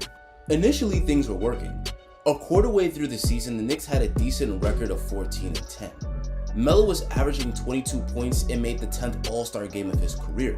But this was an extremely flawed roster, and it didn't take long for the losses to start piling up again. At the end of the season, the Knicks had just 31 wins and missed the playoffs. Melo had gone from a player that was consistently leading teams to the postseason to missing the playoffs for 4 consecutive years. At this stage of the game, both Melo and the Knicks were ready to part ways. After failing to build a winner around Melo, the front office wanted to rebuild around Kristaps Porzingis, and Melo wanted to join a legit contender. Right before the start of the 2017-18 season, the Knicks traded Melo to the OKC Thunder for Enes Kanter, Doug McDermott, and a second-round draft pick, ending Melo's tenure in New York. Even though Melo failed to deliver a championship to his hometown team, he was proud of what he accomplished in New York. He took the challenge of reviving a franchise that was a laughingstock at the time he joined them. Melo helped the Knicks make the playoffs for the first time in 7 years, and even brought them to contender status, albeit very briefly. And even though he faced heavy scrutiny from fans, the media, and at times even management, he carried himself with class and professionalism. Because of that impact, Melo left the team widely viewed as an all-time great Knick and adored by the fans. Now a member of the OKC Thunder, Melo had a lot of reasons to be optimistic. He was joining a star-studded OKC Thunder team that included Russell Westbrook and Paul George. Thanks to their new Big Three, many fans believed the OKC Thunder were the biggest threat to beat the Golden State Warriors. Even though Melo wasn't going to be the number one option anymore, he still had the opportunity to be a top contributor on a championship team. But despite the incredible talent, the Thunder got off to a horrible 8-12 start to the season. Melo struggled to gel with his new teammates and put up the worst numbers of his career, averaging just 16 points per game on 40% shooting. It was clear from this season that Melo had fallen off. Occasionally he would have incredible performances, but the consistency just simply wasn't there anymore.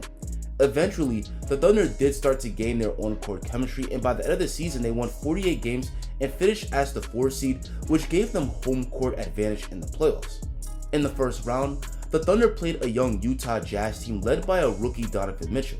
The Thunder were the favorite to win the series, yet still lost in 6. Melo had the worst playoffs of his career, averaging just 12 points per game on 37% shooting from the field and 21% from deep. This was a new low point for Melo.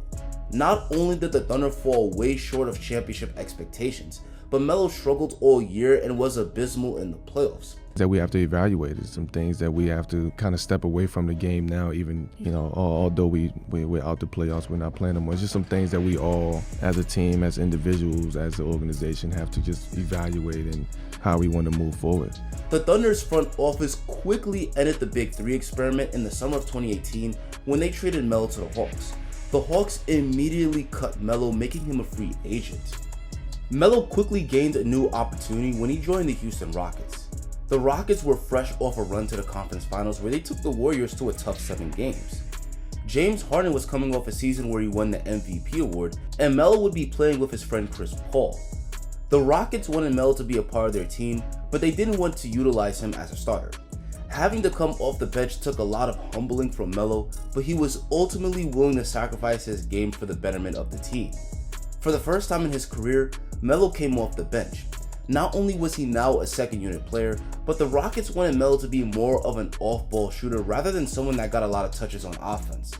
Melo was starting to get accustomed to his new role on the team, even scoring 28 points on 9 of 12 shooting in a win over the Nets. Yet despite that production, the Rockets started the season just 4-6, and unfortunately, Melo was made the scapegoat for that slow start. Without warning, Melo was told by the Rockets GM Daryl Morey that his services were no longer needed. 10-time All-Star, 6-time All-NBA player, 10 games, and the Houston Rockets said goodbye to you. And from what my understanding was, and I want to make sure that I'm clear. In San Antonio, in my room, getting ready for the game. And me and Daryl were supposed to speak that night because I had reached out to him previously about just a heads up me, like what's going on, let me know what I can do. Like, I'm here to help the team, like let me know what I gotta do. But he had, he came in and he was just like, look, basically your service is no longer needed. Just 10 games into the season, Melo was unceremoniously kicked off the Rockets. Despite the poor start to the season and Melo adjusting to his new role, it just didn't make much basketball sense for the Rockets to tell Melo he wasn't good enough to be on their 15-man roster. For Melo, getting cut felt much deeper than basketball. Either way, he was now without a job. The impact of the Rockets' choice to drop Melo from the team was absolutely devastating for him emotionally. Melo's ego already took a huge hit when he was told he had to be a bench player after years of being one of the NBA's top scorers. Now an NBA team was telling him they didn't want him at all. Melo stayed in the gym to prepare for another opportunity. He was hoping that he would get picked up by a contender, but no other team signed Melo throughout the 2018-19 season. Melo continued to work tirelessly in the gym on his craft. He got in amazing shape and worked to improve his outside shot. At the time, his trainer Chris Brickley said that Melo was easily better than 70% of NBA players. In spite of the ringing endorsement, NBA teams signed other players, leaving Melo unsigned throughout 2019 NBA free agency. At this point, Melo had reached rock bottom. Basketball was his life's work. From the time he was a young child growing up in Brooklyn, he had put his blood, sweat, and tears into the game. His dedication to his craft helped him become an all-time great NBA player, but now he was being told he was no longer good enough to play in the NBA. Melo's critics believed that being out of the league was his own undoing. Max Kellerman said that Melo should go be the best player in China since he was unwilling to adjust to being a role player in the NBA. Max Kellerman, the team you abandoned. Yes. Should any I abandoned team them. I'm want not an idiot. any team? I might be slow, but I'm not stupid. After 40 years. Did you pay attention to the question so you answer it correctly? Should any team want Carmelo Anthony, especially the Knicks? Absolutely. There are teams in China who should want. Oh my God! You're so wrong for that. I'm not clowning Carmelo. I was asked this a couple years ago. Where should Carmelo play? Go be the best player in the history of China. He has a beautiful ISO scoring game still that would be capable of dominating on the next level down. And there's $1 billion to be made. But in an interview with Stephen A. Smith on ESPN, Melo said that he was willing to do whatever it takes to return to the NBA, even if it meant coming off the bench. I don't mind coming off. I've done it. I've came off the bench in Houston 10 days. We don't know how that worked. I don't mind coming off the bench. That's not an issue with me. Why should somebody believe Carmelo Anthony when he says that? Because I'm speaking my truth, right? And I never do this. I never speak out about this. I'm not begging, but I feel like it's too many narratives about Carmelo Anthony, but not coming from the horse's mouth. And that's when I start to get, I'm like, yo, like it's too many people speaking. Like it's too many people speaking on my name, and I don't like that. Despite the interview on live TV, no team offered Melo a contract throughout the 2019 offseason. At this point, Melo's pride and self-esteem was at an all-time low. He felt so ashamed he even stopped going to his son's AAU games. Melo has always been supportive of his son Kiyan Anthony, but the fact that he was dying inside made him not even want to show his face in public. Many started to believe that Melo was getting blackballed. Even though it was clear his star days were far behind him, Melo not making a 15-man roster looked ridiculous. Eventually, the 2019-20 season began and Melo was still a free agent. Melo could have easily quit and moved on with his life. He had a great 16-year NBA career and millions of dollars in the bank. If he chose to retire, he would still be respected as an all-time great player. But he still had love for the game and was determined to make a roster, so he kept up the grind. He continued to improve his offensive skills and got in amazing shape. Eventually, an opportunity arrived.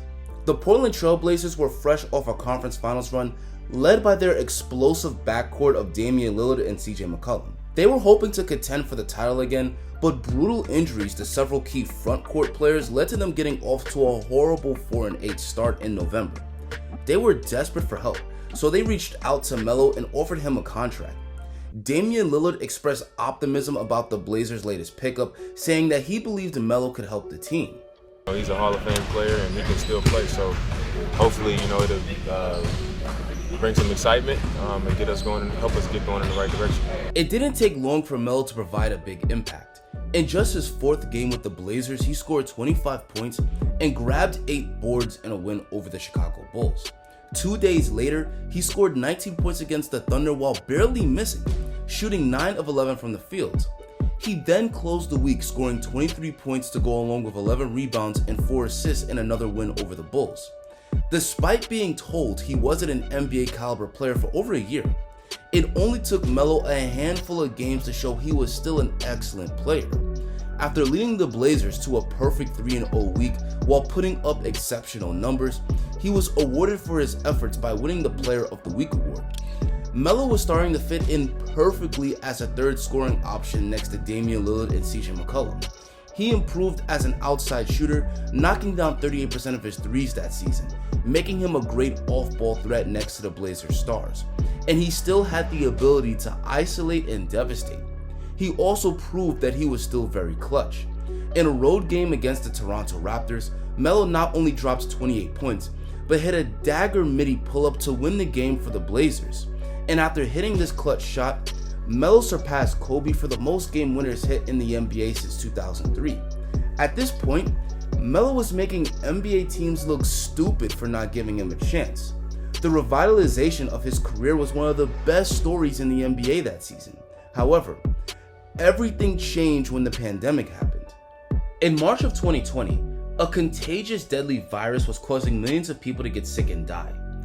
COVID-19, the disease that defined our lives in 2020. 2020 is now the deadliest year in U.S. history. This forced several countries to shut down their economies. With the world facing a catastrophe, the NBA had no choice but to suspend its season on March 11th. After a suspension lasting over 4 months, the NBA resumed its season on July 30th in a controlled environment known as the Orlando Bubble at Disney World in Orlando, Florida. A total of 22 teams, including Melo's Portland Trail Blazers, were invited to the bubble where they could all compete for the championship. The Orlando Bubble would be a completely different basketball environment. Unless they came with them, players would be isolated from their families until the season was over, and there would be no fans rooting for them in person. As a result, many players chose not to join. Melo was concerned about being away from his family, but he was determined to accomplish his goal of winning his first ring. Not forcing myself, but challenging myself to think that way as opposed to thinking about all the negative and the questions about going into a situation like that. The Blazers were an improved team ever since Carmelo joined, but they still had a losing record of just 29-37, placing them 3.5 games behind the 8th seeded Memphis Grizzlies. Making the playoffs, let alone winning the championship, was going to be an uphill battle. There would be just 8 games to determine seeding, so the Blazers were going to need to play really well to make the postseason. The first game was going to be a tough one, having to face the Boston Celtics, who were led by their star duo of Jason Tatum and Jaylen Brown. The Celtics were the better team, and they sure as hell looked like it in the first half, being up 67-48. Melo struggled to making shots, which contributed to the Blazers' struggles, but the Blazers showed no quit. Damian Lillard led the charge for the Blazers, dropping 30 points and 16 assists, while also taking the challenge of guarding Jason Tatum. The Blazers dominated the second half, but they still came up short, losing the game by a score of 128-124. The Blazers' first game in the bubble was a heartbreaking L, but there was no time to wallow in pity when they were fighting for their playoff lives. The next game would be another tough opponent against the Houston Rockets, the same team that nearly ended Melo's career a year ago. This time around, the Rockets were built around their backcourt of James Harden and Russell Westbrook. The teams looked pretty evenly matched throughout most of the game, and at the start of the fourth quarter, the Rockets had a slight lead of 86-80. The game went down to the wire, and Melo made key plays on both ends of the floor to help win the game. He got a nice steal on James Harden and hit a clutch 3 with under a minute left that was essentially the dagger. Melo finished the game with 15 points, 11 rebounds, and 2 steals. Days later, the Blazers played against a really good Philadelphia 76ers team who had Joel Embiid. Not only did Melo drop 20 points to help the Blazers win the game, but he made history along the way, passing Paul Pierce for 15th on the all-time scoring list. In their next game, the Blazers will play against the Dallas Mavericks, who were led by their rising superstar Luka Doncic and his co-star Kristaps Porzingis. Melo understood the assignment. He was unstoppable in the game, finishing with 26 points to go along with 8 boards, 2 assists, and 2 steals. And not only was he cooking on offense, but he played good defense on Luka in the final possession, which helped the Blazers to get a key stop that helped them win the game. The Blazers would go an excellent 6-2 in the 8 games they played in the Orlando bubble. Damian Lillard put up otherworldly contributions to lead the Blazers to their strong record, averaging 37 points and 10 assists, which helped him win the bubble MVP. But Melo was also a big part of their success, averaging 16 points per game while shooting a blistering 46% from deep. And not only was Melo a good scorer for the team, but he was also an asset on a defensive end and a great shooter in the clutch. Just months prior, Melo couldn't get signed to a roster. Now he was a player the Blazers simply couldn't live without. But the Blazers weren't out of the woods yet. They managed to surpass the Grizzlies for the 8th seed, but they still had to face them in the NBA's first ever play-in tournament. Whichever team won the tournament will qualify for the playoffs. The stakes were extremely high, and this would be no easy task as the Grizzlies had a good young roster. Ja Morant was the face of the team, and despite only being a rookie, he was already playing like an all-star. The Blazers were desperate to win the game, and that was clear from the jump ball. Damian Lillard and CJ McCollum shot lights out from deep. Melo was cooking in the mid-range, and Yusuf Nurkic honored his recently deceased grandmother by dominating on the inside. But the Grizzlies matched the Blazers' feistiness. Ja Morant was slicing and dicing his way to the rim and finishing with earth-shattering dunks. Dillon Brooks was hitting nearly every shot he put up, and Jonas Valanciunas went toe-to-toe with Nurkic in the paint. The Blazers led for most of it, but the Grizzlies went on a run early into the fourth quarter and were up by 8. The Blazers' season was on the brink of collapsing, but CJ McCollum took over in the game's final minutes, hitting big shot after big shot, and the Blazers were up by 6 with a minute left. But despite CJ's heroics, the Grizzlies made enough clutch plays to cut the lead to just 3 points. The Blazers had the ball on the last possession and needed one last basket to finish Memphis off. The Blazers gave it to Dame. He drove and kicked it to who else? Carmelo. He knocked down the 3 from the corner, and that was game. The Blazers making the playoffs had once appeared to be a long shot, but now it was a reality. What the Blazers pulled off was inspirational, but they weren't just happy to make the playoffs, they were in it to win it. Their first round matchup would be no easy task, going up against the 1-seeded Los Angeles Lakers, who were built around their superstar duo of LeBron James and Anthony Davis. To make things even more daunting, the Lakers were able to coast through their seeding games as they had a pretty comfortable lead for the 1 seed, while the Blazers had to fight tooth and nail just to get here. The Lakers were heavy favorites to win the series, but the Blazers believed that they could pull off the upset. The Blazers were rolling in the first quarter of Game 1. Damian Lillard made magic happen with his incredible shot making and devastating drives to the rim. Melo also provided great support with his hot shooting from deep. The Blazers punched the Lakers in the mouth in the first quarter, but LA would quickly respond. LeBron got the Lakers back in the game by not only scoring with his slashes to the basket, but by making crisp passes to set up his shooters. AD started to take over as well. The Lakers won the second quarter, and the Blazers were up by just 1 at the half. Both teams would look evenly matched in the third quarter, with the Blazers barely holding on to a 3-point lead at the end of it. LeBron started to take over at the start of the fourth quarter, and the Lakers built up a 7-point lead. Melo's jump shot got cold, but he found other ways to impact winning, whether it was getting a strong rebound or making bullet passes to his teammates for easy finishes. Damian Lillard went scoreless in the third quarter, but he came alive when it mattered the most, draining threes from way downtown to give the Blazers the lead back. With about 2 minutes left, Melo received a pass from Dame and hit a clutch 3 which gave the Blazers a much needed 6-point lead. And 2 possessions later, he dished it to Gary Trent Jr., who drained a 3 that iced the game for the Blazers. Dame was the MVP of the game for the Blazers with 34 points, but Melo had amazing all-around contributions with 11 points, 10 boards, 5 assists, a steal, and a block.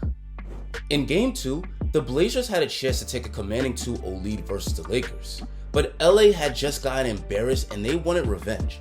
Anthony Davis looked like the best player on the floor throughout most of the game.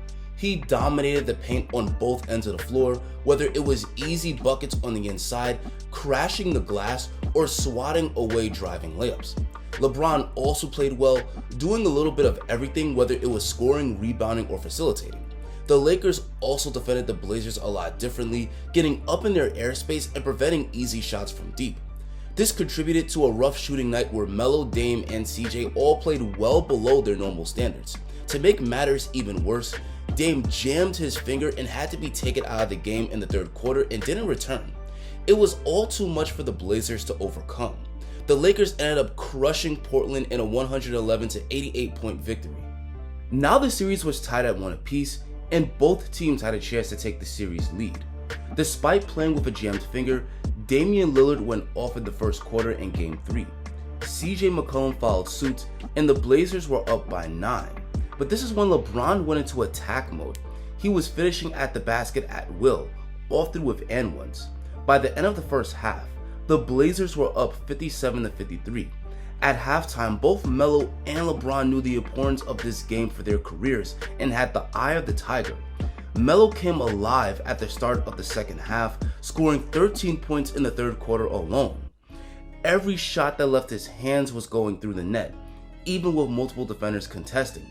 LeBron kept the pain coming, not just getting to the rim, but also making it rain from deep. The two longtime rivals had an epic duel, but LeBron had more support with AD and KCP on fire as well. LA also picked up their defensive intensity, which caused Melo's teammates to struggle with their shooting. At the start of the fourth quarter, the Lakers were clearly playing with more energy. The Blazers looked gassed as the weight of fighting for playoff positioning had clearly taken its toll. With so many tired legs, jump shots simply weren't falling. After LeBron made a contested 3, the Lakers were up by 14 with a minute left, and the game was pretty much over. Now the Lakers were up 2-1. In Game 4, the Blazers got off to a much slower start. Dame and Melo couldn't hit shots, leading to the Blazers going scoreless in the first 4 minutes. The Lakers, on the other hand, were cooking. LeBron was getting in the lane and setting up his teammates. AD dominated the interior, and other guys like Dwight Howard, Kyle Kuzma, and Danny Green also stepped up. The Lakers shot incredibly well in the first quarter, while playing much better defense on the Blazers. This continued in the second quarter, and the Lakers were up 80-51 at the half. The Blazers were down big, but they didn't quit. They shot the ball much better in the third quarter and went on several runs, but each time the Lakers would go on a run of their own. Then the Blazers would suffer a death blow when Dame would exit the game with a knee injury after a drive to the basket. The purple and gold would end up winning the game by a score of 135-115. In Game 5, the Blazers were facing elimination, being down 1-3, and they wouldn't have Damian Lillard as he was recovering from that knee injury. Despite being without their star player, the Blazers showed no quit. CJ McCollum came out the gate swinging, scoring 11 points in the first quarter, but the Lakers wanted to eliminate the Blazers as bad as the Blazers wanted to keep their season alive. AD and LeBron were nearly perfect in the first quarter, and the Lakers were up 35-31 by the end of the period. In the second quarter, Melo started lighting it up. Even though he was guarded by LeBron and AD, Melo was still hitting jumpers right over them. He had 14 points in the second quarter alone. This helped the Blazers outscore the Lakers in the period, and the game was tied 68-68 at the half. Melo and CJ stayed hot in the second half, but AD and LeBron were simply better. Melo finished with 27 points, and CJ had 36, while AD had 43 points and Bron had 36 points with 10 boards and 10 assists. The Blazers put up a valiant effort and made the game very competitive, but they still lost by a score of 131-122, and the Lakers eliminated the Blazers from the 2020 playoffs. Despite another first-round exit, this was still an incredible season for Carmelo. He had revived his NBA career. Just a year ago, it looked like he was going to be forced to retire prematurely, but he turned lemons into lemonade. Not only did he prove that he belonged, he showed he was still a valuable NBA player. The Blazers re-signed Melo to a 1-year deal in 2020 free agency. They made other additions to improve the front court by adding Robert Covington and Derrick Jones. The front office was hoping that they could build off of what was a strong end to last season and become contenders in the 2020-21 season. With the new talent added in free agency, head coach Terry Stotts wanted Melo to come off the bench. This would give the Blazers' second unit more scoring while giving the starting lineup more defense. Melo recognized that this decision was what was best for the team, so he accepted his role. It didn't take long for Melo to adapt to being a second unit player. He was still an effective scorer, able to get easy buckets often by posting up and scoring with fadeaways. He also played perfectly off of Dame and CJ thanks to his shooting prowess. That season, Melo shot a career high from downtown, knocking down 41% of his threes. In a game against the Atlanta Hawks, Melo achieved an amazing milestone. After draining a pull-up three over Danilo Gallinari, he moved to 10th on the all-time scoring list. The Blazers took a moment after the game to recognize Melo for his incredible achievement. This was an extremely proud moment for Carmelo. Becoming a top 10 all-time scorer further solidified him as an all-time great. Carmelo Anthony, number 10 all-time, and the foul, so Carmelo making history. That was amazing, but Melo didn't just want accolades, he wanted to finally win that first championship. Unfortunately for the Blazers, they suffered some brutal injuries to key players that season. CJ played in just 47 games, while their starting center Yusuf Nurkic played in only 37. This contributed to the Blazers finishing as just a 6th seed with a 42-30 record. This meant they had to match up with the Denver Nuggets, who had Nikola Jokic as their superstar player in the first round of the playoffs. The Nuggets were the favorite to win the series, but many fans believed that the Blazers could pull off the upset due to the Nuggets being without their starting point guard Jamal Murray. And even though the Blazers had an injury-riddled season, they got healthy at the right time. The Blazers were proving their believers right early into Game 1. Damian Lillard and CJ McCollum lit up the Nuggets defense. Once Melo got into the game, the fans in the Nuggets arena started booing him. They were clearly still salty about the Knicks-Nuggets trade from over 10 years ago. But that was fine because Melo responded by draining threes. He finished Game 1 scoring 18 points on 50% shooting. This helped the Blazers survive a monster 34-point, 16-rebound performance from Nikola Jokic and win the game. The Blazers had thrown the first punch, but the Nuggets were ready to hit back. Jokic played even better in Game 2, scoring 38 points while making in 75% of his shots. His dominance forced Nurkic to foul out, which destroyed the Blazers' defense. The Joker's teammates also stepped up, with Michael Porter Jr., Aaron Gordon, and Paul Millsap all playing well.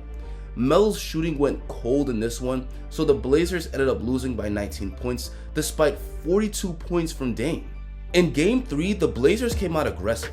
Dame was attacking the rim like he was angry at it, often finishing with powerful dunks. This gave the Blazers a 7-point lead midway through the first quarter, but the Nuggets quickly went on a run of their own, largely thanks to the Joker's brilliant scoring and facilitating. By the end of the first, it was the Nuggets with a strong 9-point lead. In the second quarter, Melo couldn't find the bottom of the net, but Dame and CJ shot it well, helping the Blazers to outscore the Nuggets in the period, but they were still down 5 at the half.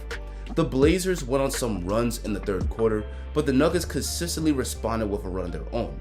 The lid finally came off for Melo in the fourth, dropping 13 points in the quarter alone. He was drilling 3 after 3. This helped the Blazers tie the game midway through the fourth quarter, but afterwards, the Nuggets got big help from an unlikely source in Austin Rivers. He hit 3 threes late in the game, which gave the Nuggets a lead they wouldn't relinquish, and Denver won by a score of 120-115. This was a heartbreaking defeat, but the Blazers knew they couldn't afford to sulk. A 1-3 deficit would be nearly insurmountable, which made Game 4 an absolute must-win. The Blazers played Game 4 with desperation. Dame shot poorly in this one, but he did a great job of setting up his teammates for easy baskets. This helped guys like Yusuf Nurkic and Norman Powell get into a great rhythm. Melo provided a nice spark off the bench, which helped the Blazers perform much better offensively. They also defended Denver a lot better and held Jokic to just 16 points, which helped the Blazers to win 115-95. Now the series was tied 2-2 with Game 5 in Denver. Game 5 was must-watch basketball. Dame and Jokic were on fire from start to finish. The Nuggets were on the verge of winning up 3 with 10 seconds left, but a clutch 3 by Dame over MPJ sent the game into overtime. Dame's heroics continued in overtime, hitting clutch shot after clutch shot. The game went into a second overtime, and Dame kept cooking, but every time he hit a big shot, Jokic responded with one of his own. Dame finished with 55 points and 10 assists, but unfortunately, it wasn't enough. Melo chose the wrong time to shoot just 2 of 9 from downtown. CJ McCollum also had a rough shooting night and had some costly turnovers down the stretch.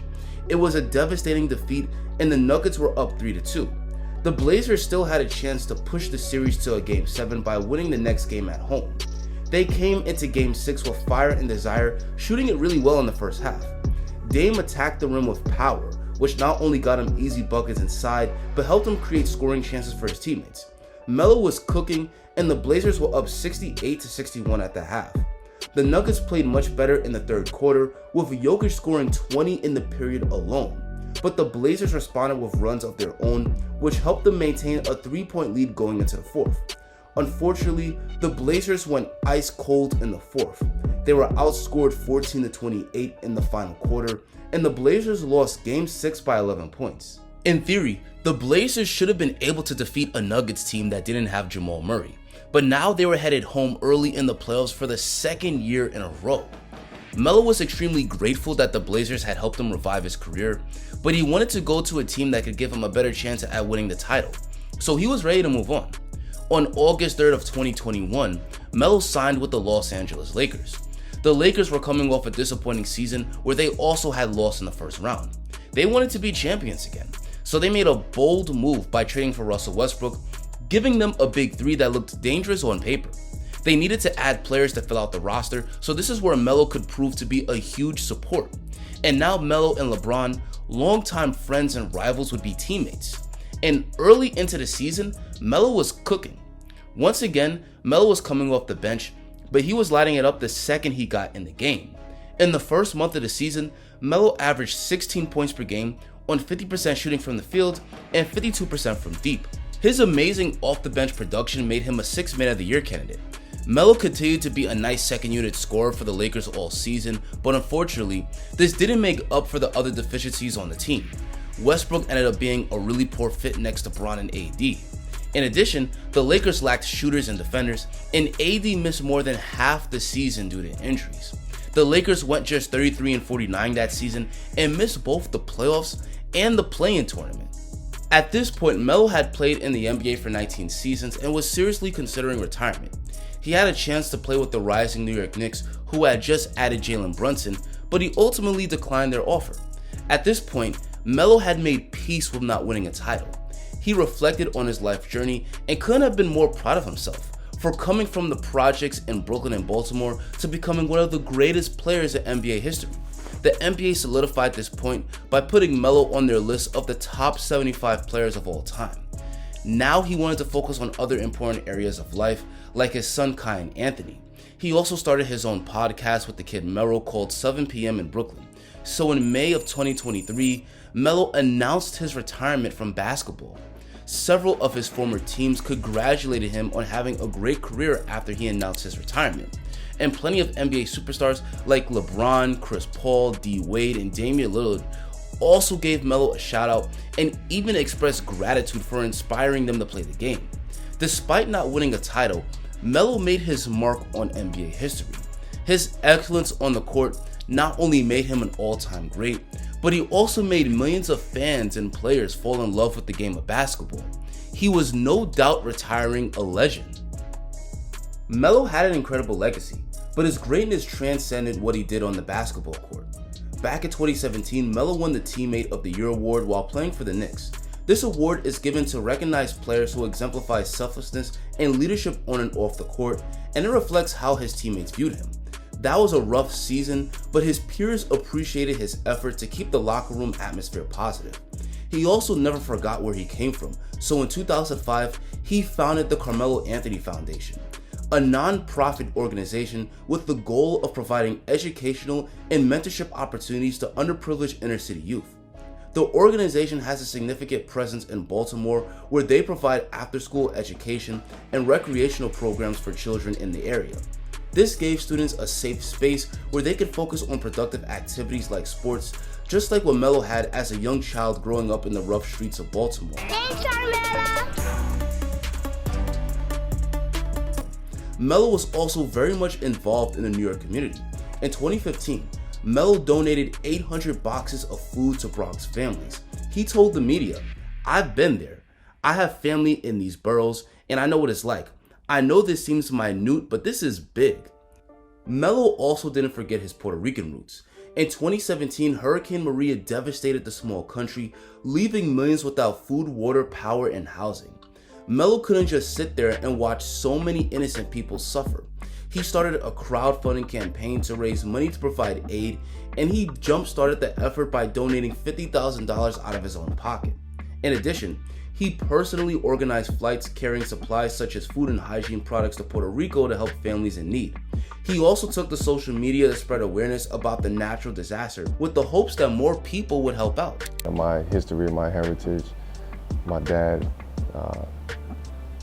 is Puerto Rican. I'm stepping up to the forefront. I gotta fight for my people, my island, and I'm just asking everybody else, to help me out, do that, help me with this fight. Along with his humanitarian work, he also helped fight for racial justice by speaking out against several murders of African Americans at the hands of police. In 2020, Anthony co-founded another non-profit organization called Social Change Fund United alongside fellow athletes D. Wade and Chris Paul, which aimed to address racial issues by seeking criminal justice reform.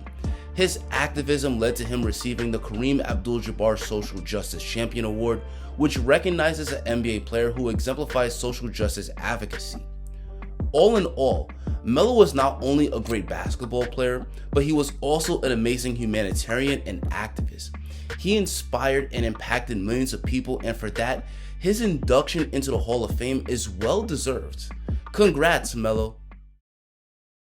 I've been to follow the dream I had as a kid. Like CP said, in the projects of Red Hook, in the hoods of Baltimore, the dream of playing in the NBA. And now, standing here 20 years, I'm excited to follow my passions and continue in chasing my dreams. And I encourage all of you to do the same. So thank you again. And when in doubt, stay mellow. Peace.